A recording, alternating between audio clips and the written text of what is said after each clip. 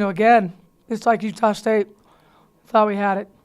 I thought there was no way we're going to lose this game. There was no way that this is going to happen. We had a soft man press to keep him in front, and the kid just got behind Bryce a little bit, and then we fouled her, and then we didn't score after that. So it was one of those things that had a great first half. Gave him a run first 4 minutes of the second half, which I still don't understand why we give those up, but we did again. So then we were down by as much as I think 5 or 7 in the second half and battled back. Went to our press, tied it up, did some really good things, and then one of the biggest things on the game plan was finish. We got to finish this, and we just didn't.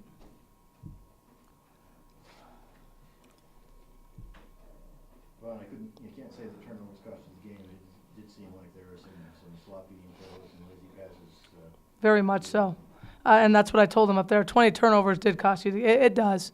We have good looks in the first half, and I think the first 4 minutes of the first half, by the first media timeout, we already had 7 turnovers because we were trying to pass it through the defense in their zone. And, we worked on it and worked on it and worked on getting triple threat, where the dives are going to be, where, the covers are going to be. And our kids know where they're going to be. And we turn the ball over way too much. We really do. And for a team that doesn't press us, 11 assists, 20 turnovers is a terrible ratio. It is. And it's not. I think you're right, Rick. I think that's one of the main reasons we lost. I think it's one of the biggest ones. I think you don't take care of the ball. We have 10 turnovers, which we should have. We might win by 5 or 6, maybe a little bit more. But, they only got 12 points off turnover to our 22. But, they beat us in every other facet. Points in the paint, their bench points. We didn't get some bench play that we normally get from some people, and that hurt us a little bit. But you're right there. You're in the ball game and you shoot 36%. We haven't been a great shooting team all year. We just haven't. And hopefully with recruiting, help is on the way, because we need people who can put the ball in the basket. Thought our post play was pretty good. I do think Tish had a good game. She shot the ball well, and she wanted the ball. I thought our post game was decent, but we got them 2 quick fouls, but we didn't get a lot of help off the bench, and we need some more from some people who've done well off the bench. How were you guys able to limit the offensive rebounds? They're the best offensive rebounding team in the conference. You guys only allowed 7. Wow, I didn't notice that. They did shoot 45% for the game, though. Our kids did a nice job in there. We got 23 defensive rebounds, so we boxed out and we worked on that. We hustled to the ball. I think that's big and doing that. And they do have some size, obviously, but I credit the players. I mean, they did a nice job of keeping them off the boards and single digits even. We got 13 offensive rebounds, so I think we've been good all year long on the boards. San Diego State was the one team that I can remember that really kicked us on the boards. Maybe UNLV the first time. But other than that, we've been pretty good on the boards, but we just have to learn how to finish games. I know you don't want to dwell on or use an excuse, but you got, when you talk about your bench, you got 4 scholarship players unavailable to you. When you look down to the bench, is that kind of way on your mind, that you don't have a lot of options? I thought some of the options we normally have just didn't play real well, so I limited the rotation a little bit. You can't. Injuries are part of the game, and it is tough. It is tough when you can't put Kiana in. Like at the very end of the game, I turned over to Coach Brown and said Kiana would be perfect on the ball. Big 6'5" kid. They probably wouldn't even got that pass over the top and into Weidman's hands, but they did. And you look down, you see Ebony, but we haven't had him. We haven't had Ebony all year, and Kiana we haven't had the last 3 games, and we probably won't have her the rest of the year.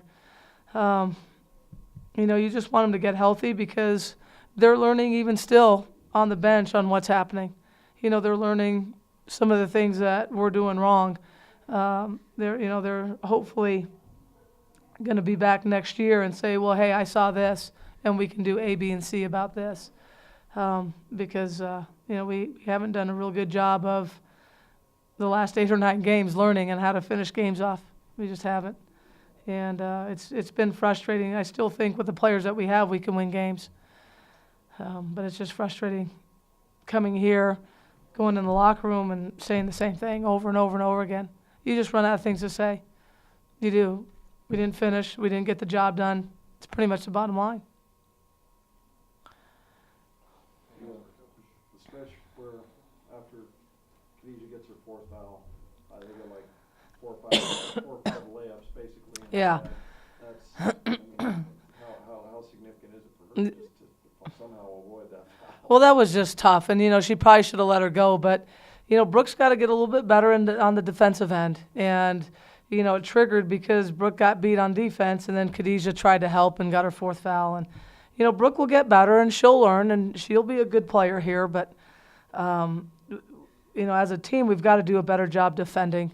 And there was several times shot clock's running down to 4 seconds, and we give up a one dribble baseline layup, or it wasn't just one person. It was a team.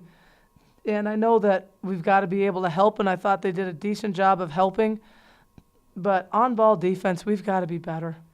We're just not a very good on-ball defensive team. We give up too many fouls. We give up too many layups at an unopportune time. And that was the same time Diva needed a quick rest, and Diva needed a quick rest. Khadijah had her 4th foul, and I was pretty limited in options at that point. So, we gave up. And that's, I think, when they went on their run and went up about 8, I believe, 8 or 7, something like that. And then, I credit our kids. Our kids did a nice job of, getting a steal. And we hit a 3, and then we got a steal, and we got a layup, and we got 5 quick points, and then we got a stop, and then another score, and we tied it up, I think, at 52 or 53. And then from there, it was anybody's game. Then, when you're up 1 with 20 seconds left or so, you just can't. You can't let your player get behind you. We're soft 22. You got to keep your player in front, and then just make them work and wind time off the clock. But, these kids are young and they'll learn.